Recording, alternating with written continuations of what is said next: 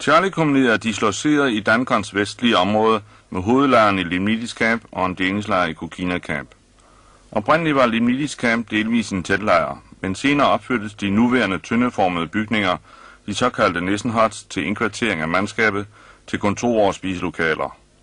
I løbet af de sidste par år er lejren blevet udvidet i det Dankons egne pionerer, dels har bygget en ny bygning til indkvartering af OP-delingen og dels en ny badehut. Mandskabet har selv for egne midler opført en imponerende konstabelmesse. Charlie-kompagniet er Dankons største kompagni med 8 besatte OP'er. 6 OP'er er besat i kompagniets østlige del, og 2 OP'er er besat i Kokina-området.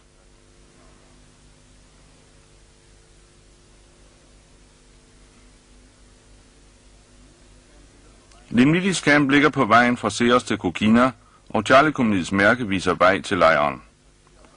Når vi passerer vagten, har vi direkte udsigt til officersmessen på højre hånd.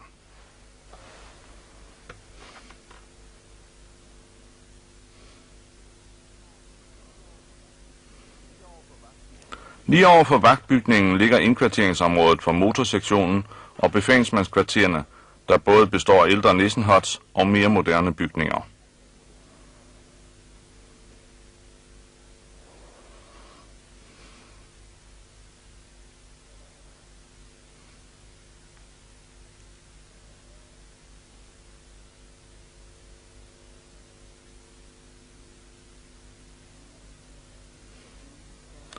I Limnitis Camp er fællesfaciliteterne opbygget omkring mandskabets spiselokale.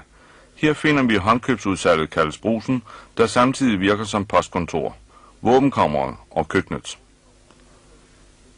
Køkkenet tilbereder alle måltider til såvel mandskabet, til sergeantmessen som til officersmessen.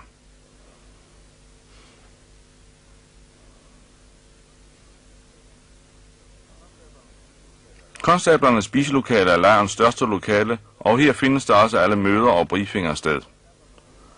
Sergeanternes messe omfatter et stort rum, hyggeligt opdelt i et spiseafsnit, et hyggehjørne og en velvoksen bar.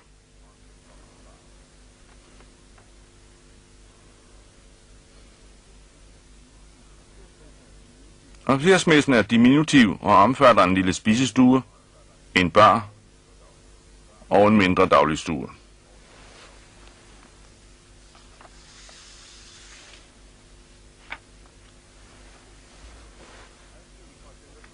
Adskilt fra centerbygningen har konstablerne på hold 30 og 31 for egne midler opført en hyggelig messebygning, kaldet Knudepunktet, der i dag er samlingspunktet for alle Charlie-kompagniets krigere.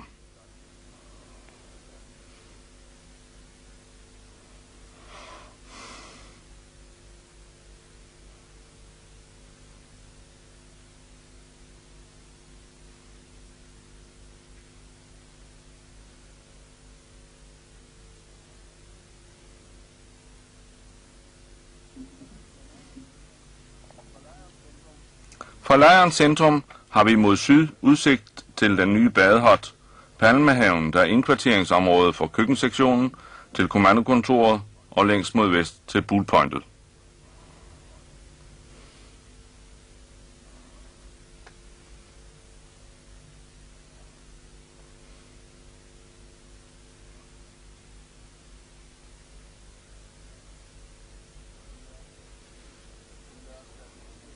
Men lad os tage de enkelte installationer nærmere i øjesyn. I den vestlige del af lejren står generatoren, der ved strømsvigt er i stand til at give den nødvendige strøm til belysning og til dybfryserne. Til afløsning for en alderstegen toiletbygning fuldførte pionersektionen i 1981 den nye toilet- og badehut. Den er siden blevet udstyret med vaskemaskiner til fælles afbenyttelse. Det siger sig selv, at der er så vel varmt som koldt vand. Lige over for badehutten ligger lejrens 2 ældste Nissen Huts. Et sådan hus har dobbelt tag, der giver nogen isolation mod sommerens stærke sol. Indeni er bygningen et stort rum, men er kunstigt opdelt i mange mindre rum ved hjælp af skærmbrædder og skabe, således at der kan skabes lidt hjemlig hygge.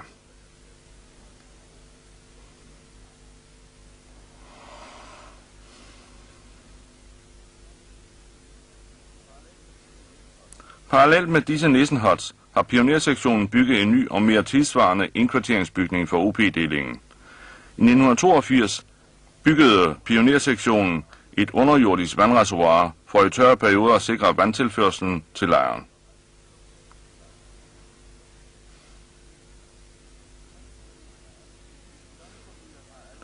Charlie-kompagniet har alle sine OP'er placeret i bjergeområdet.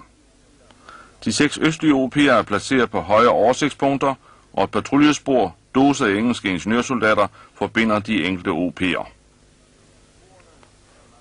Sporene er mange steder meget snævre og stejle, hvorfor de kun anvendes til patruljering og observation. Derfor er Charlie-kompagniets forsyningstjeneste og udskiftning af personel på OP'erne baseret på helikoptertransport. Denne transport gennemføres 3 gange om ugen. Den såkaldte Standard Task Charlie. Tirsdag, torsdag og lørdag kommer helikopteren, lander i Limnitis Camp, hvor loadmasteren på forhånd har klargjort forsyningerne. Ikke alene madvarer, men også vand, byggematerialer flyves ud. Hver torsdag, hver 14. dag, roterer holdene på OP'erne, og vi vil overvære en sådan rotation til OP Delta 35, Charlie-kompagniets østligste OP.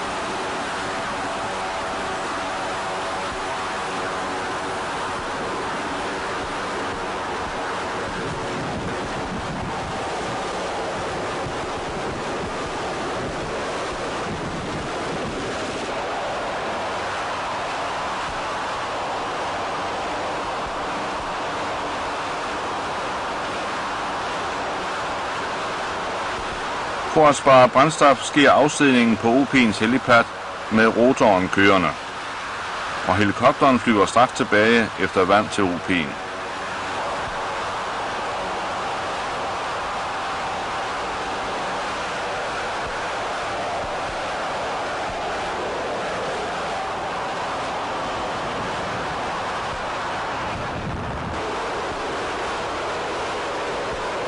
Vandet transporteres i plastikvandbeholdere i et net hængende under helikopteren. Vandet droppes på helipadden ved udløsning af transportkrogen og uden at helikopteren behøver at lande.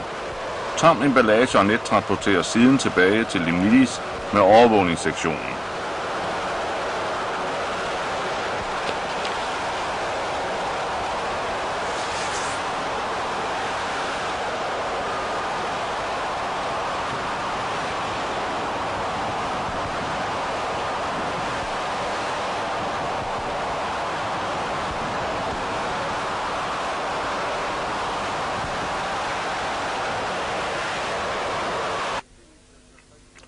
OP Delta 35 består af et større bølgebliksskur, indeholdende et soverum, en opholdsstue og et køkken.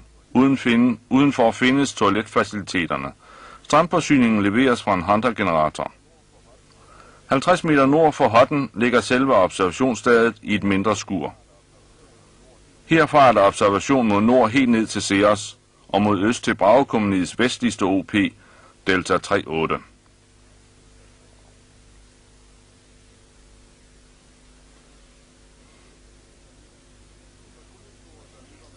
På patruljesporet, der løber mellem de enkelte OP'er, kører overvågningssektionen dagligt med opgave at observere imod terrænet mellem de enkelte OP'er.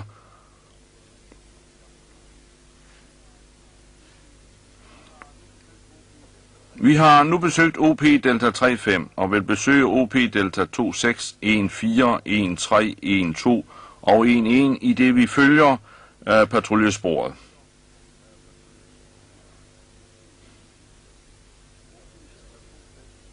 OP Delta 26 ligger vest for Delta 35.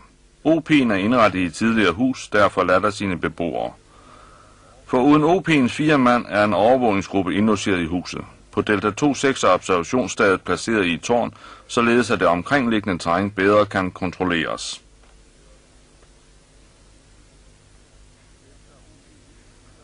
Delta OP14 er indrettet i en tidligere landevejskro, en såkaldt colaværksted. I dag er OP'en væsentligt udbygget med nyt soverum. Selve observationsstedet ligger oppe på bjergsiden bag hotten i et lille skur.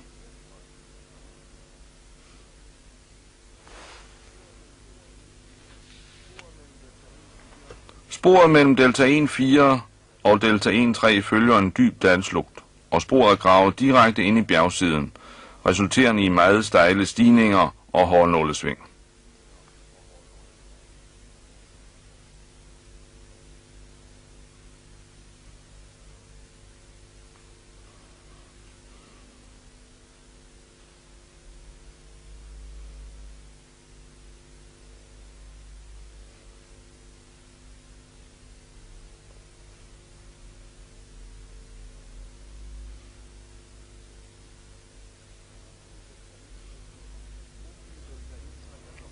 OP Delta 1-3 er berømt for sin standard.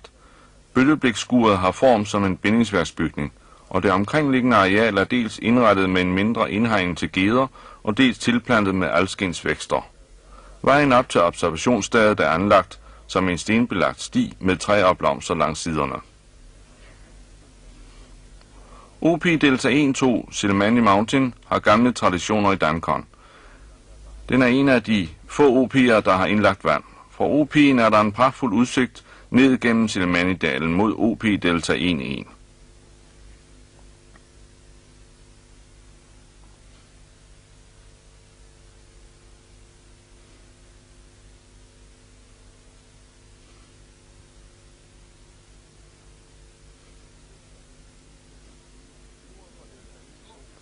Sporet fra Delta 1-2 følger en dyb skovbevokset slugt, og har altid været et af de vanskeligste passable spor i Dankon.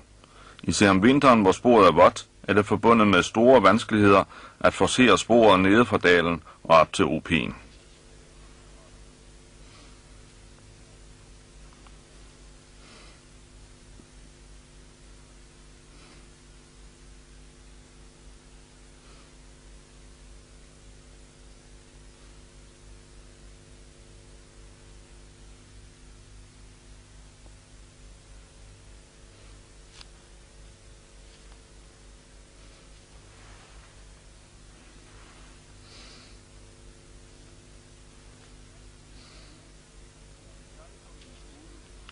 I Charlie-kompagniets hovedansvarsrum er OP Delta 1-1 den vestligste OP.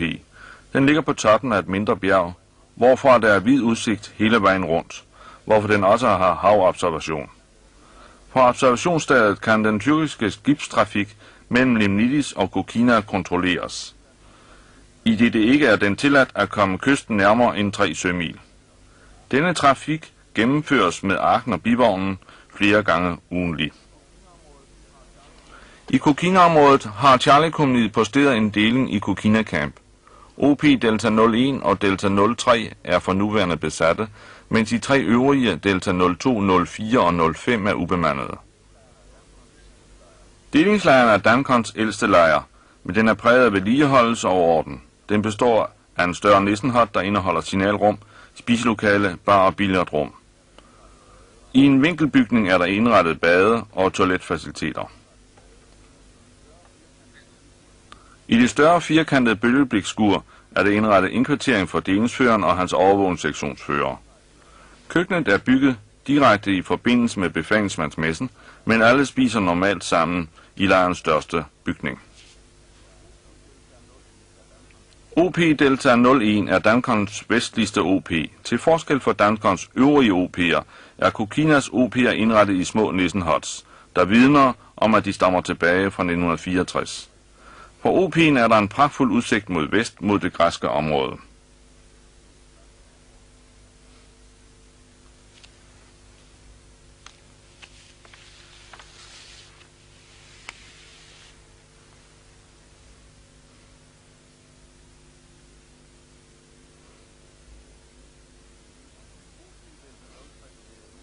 OP Delta 03 ligger lige op til en offentlig vej, der løber gennem bufferzonen.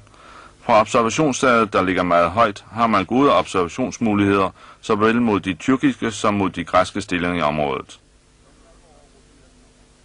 Hvert halve år roterer chefen for Charlie-kompagniet, og i den anledning afholdes en kompagniparade, hvor den kommende kompagnichef overtager kommandoen.